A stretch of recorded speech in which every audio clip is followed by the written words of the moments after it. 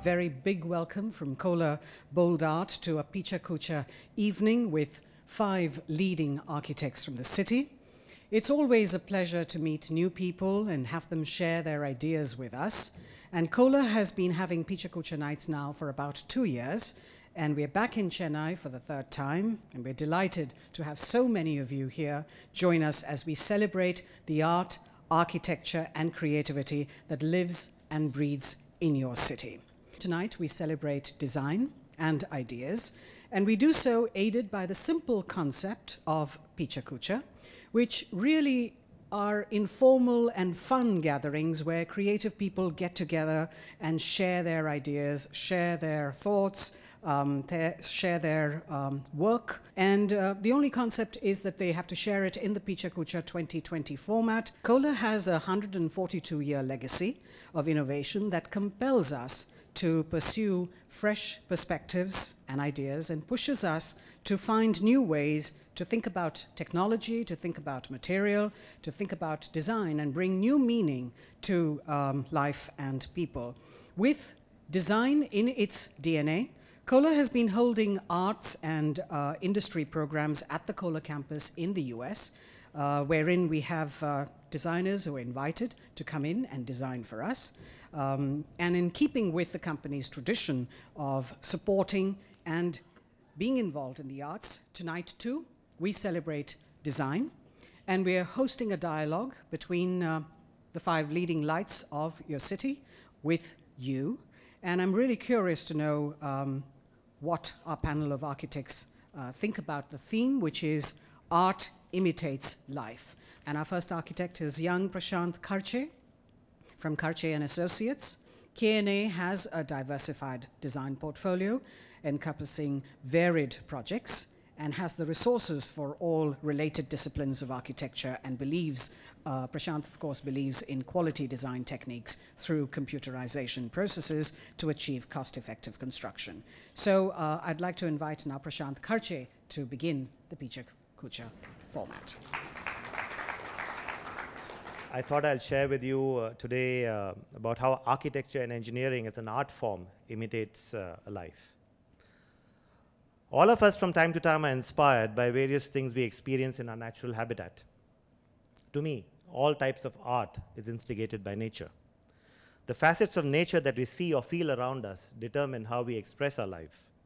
Therefore, one can argue that art is in fact an imitation of life.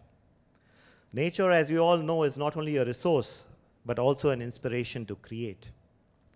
One of Da Vinci's most famous inventions, the flying machine, also known as the ornithopter, ideally displays his powers of imagination and observation, as well as his enthusiasm for the potential of flight. The design for this invention was clearly inspired by some wing-shaped animal like the bat. Flight was of particular interest to Da Vinci. He studied the flight of various bees and created plans for flying objects that resemble probably hang gliders and helicopters. I was struck by the brilliance of another, Casa Baio. Gaudi gave a facade that was original, fantastical, and full of imagination. At the top of the facade, the roof is shaped like a dragon's back with large iridescent scales. Another interesting modern project I came across was the Learning Hub designed by Thomas Heatherwick. One might say that the external elevation is derived from the shape of a radish, while the fenestration resembles the segmented joints of a bamboo plant.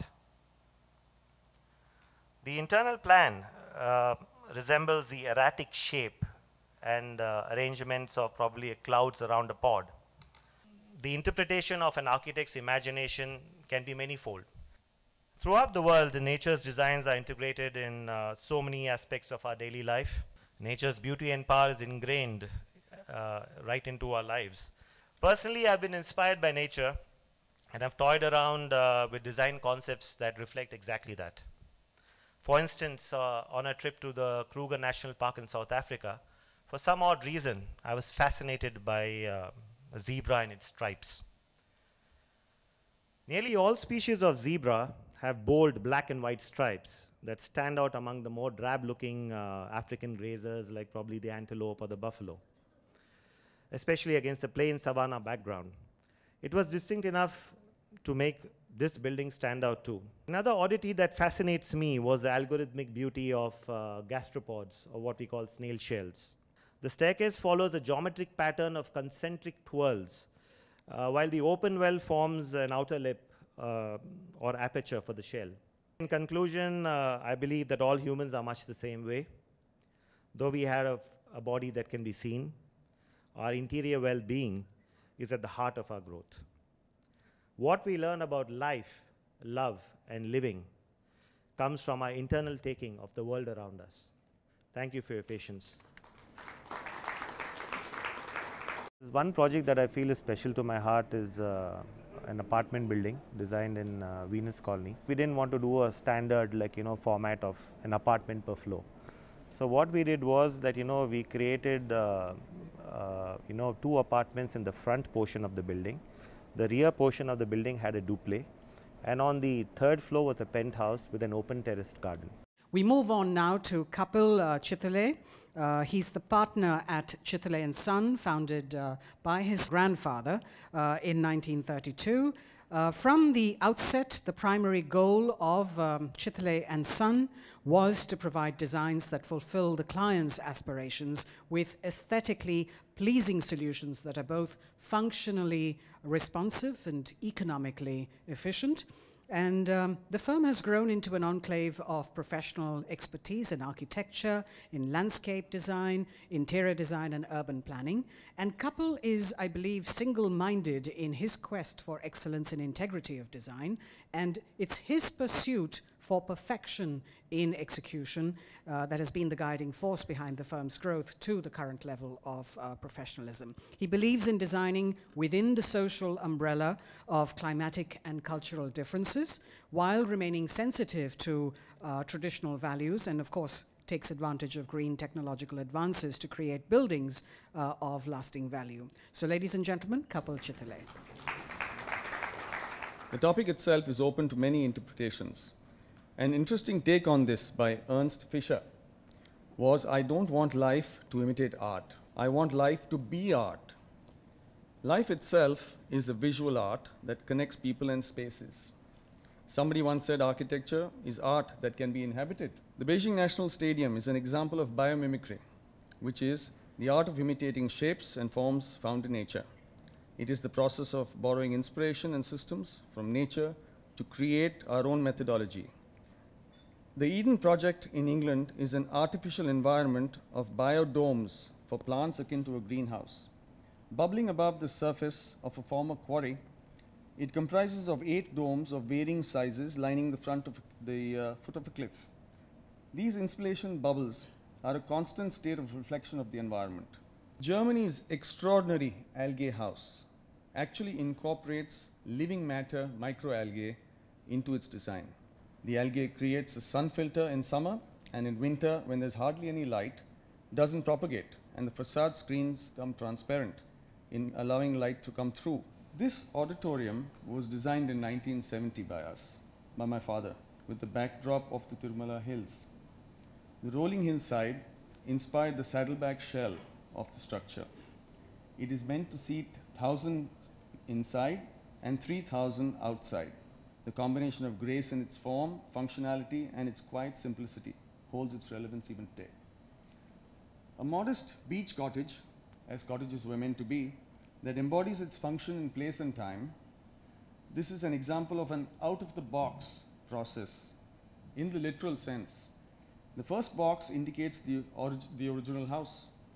The design process started as an expansion to the existing structure. A couple of weeks thereafter, the requirement for still more space was felt, at which time the original context was recreated to accommodate a completely new design ethos. The hugely challenging and immensely satisfying achievement of this project was the movement of these boxes that actually directed the direction of and the way the plan evolved. It enabled a direct connect of external and internal courtyards, tied together with passive solar strategies of shading and ventilation to complete the picture. Ultimately, it comes down to motivation. Sometimes you go looking for it, and sometimes it finds you. It was a beach house. Okay, it started off as a extension to a beach house, which went on into several extensions, keeping the first extension as the base.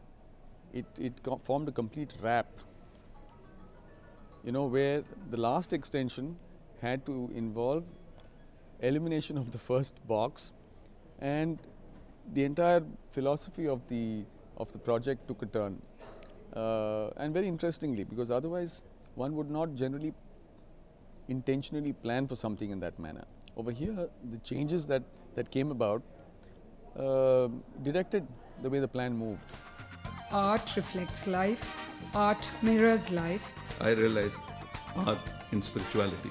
At some point, you have to internalize it